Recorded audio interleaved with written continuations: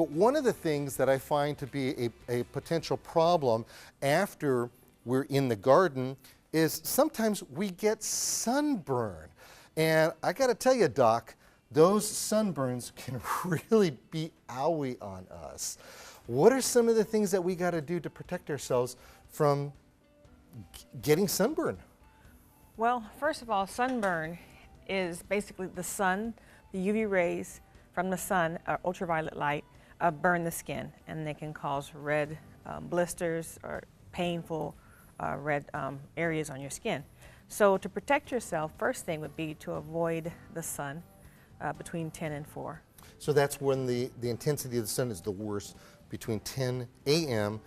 and 4 p.m. And 4 p.m. Yeah, because I do notice that in the afternoons, especially between 2 and 4, that also seems to be some of the hottest part of the day. Yes, okay, exactly. So stay out of the sun. So gardening by moonlight isn't a bad thing then, is it? Or the early bird gets the worm, right? Oh, okay, there you go. Yeah. Okay. And then if you happen to get a sunburn, what we do recommend is, well, let's back up. Other things you can do to avoid getting a sunburn would be to wear a hat. Yeah, nice floppy hat going with a nice on there. Brim. Sure. You want to use your umbrella if Okay. you're out and about. And this one's an antique one, so we have to be careful about that. Yeah, exactly. Okay. And then sunscreen. You definitely want to use sunscreen. We usually recommend using an SPF or sun protection factor of 30 or Is better. that what SPF stands for? I heard all the time. Yeah. Sun protection factor. Okay. Of 30 or better. Okay, for 30 or better. So some of them we see at 10, 15, 20. Stay away from those for the most part, right? For the most part, yeah. And to explain it a little bit better would be like if you use SPF 15, then most people burn within 20 minutes, depending on your color, how much pigment you have. About 20 minutes. So if you wear 15, then you have about 15 times, you can stay in the sun 15 times longer. So that's usually about 5 hours if you wear 15. So then you can double that if you wear 30.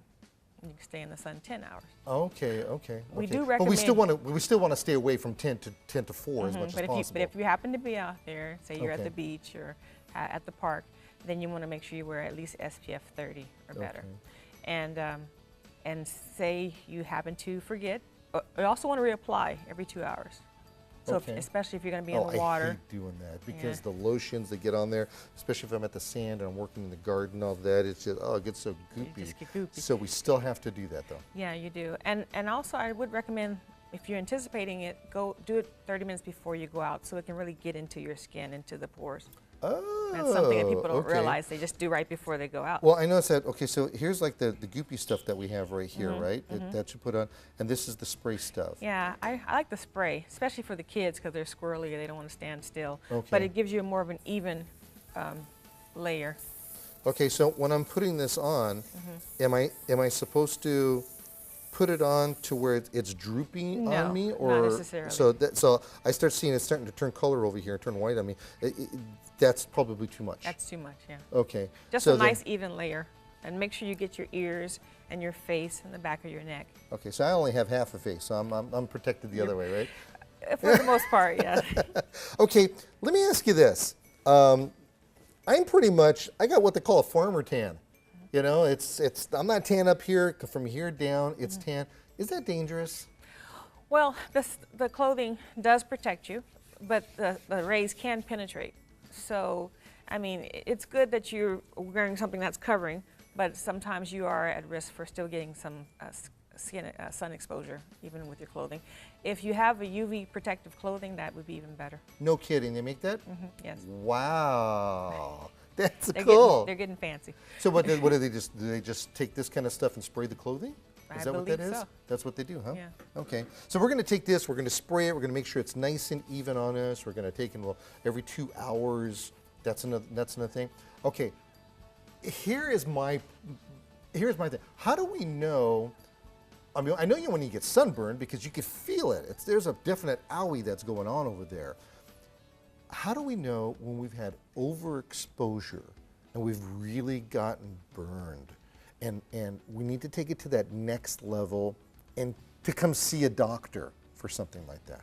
So if you get burned and you have blisters that are not healing within 2 days, and you see increased warmth, increased swelling, maybe even some pus, and that means it's gotten a secondary bacterial infection. Yeah, that sounds pretty gross. Yeah, to try to prevent that, you want to use like an antibacterial cream and keep them clean if the blister's open. Okay. But you want to keep those blisters intact and to try to prevent that. But that's when you would go to the doctor if after 2 days you still have persistence or worsening of symptoms. Okay, it's been years for me. I have gotten burned really bad to where I've seen blistering come up, but they pop and then you end up peeling it off and all that. That probably, because there was no pus that was going on in there, we don't have to worry about that, right? As long as it's dried and it's peeling off, that's fine. As long as there's no redness or you have open wounds, then that's fine if it peels. Okay, I have come across people that have said that when you get sunburn, that the best thing you can do is you need to draw the heat out.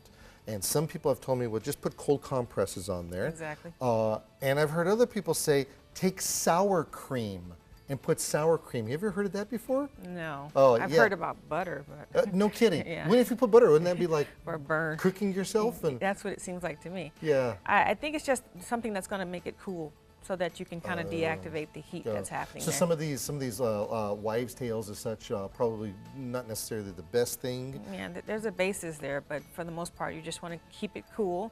So Okay. cool compresses. Take a trip to Alaska. Go up Yeah, there. why Okay. not jump in the Alaska in the glacier? And then also you want to, for the pain and for the swelling and redness, you can do antihistamine because it's a histamine reaction that's occurring.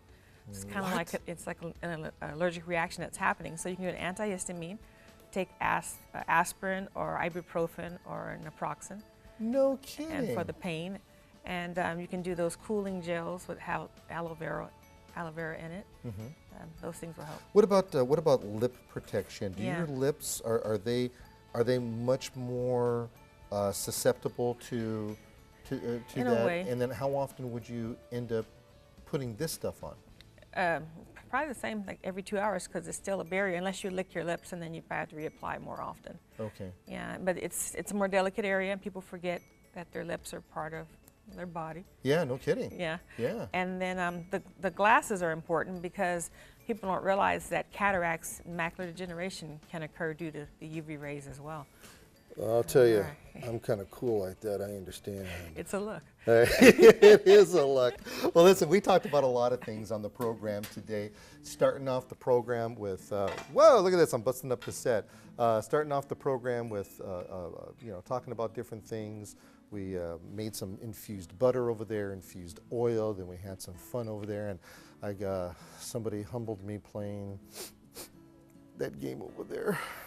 But anyway, I'm over it now. I'm not going to be crying about that. But you can, create board games from just things that are around your yard and garden. You don't only have to do what we did over there. You could do just a lot of different stuff. And then, of course, over here, we're talking about sunscreen and protecting yourself and keeping yourself so that you're safe in the garden. And the last thing I want you to do is to have a horrible experience. I want you to have the best gardening experience ever. And the way to do that, to start it off, is right here on Things Green. So.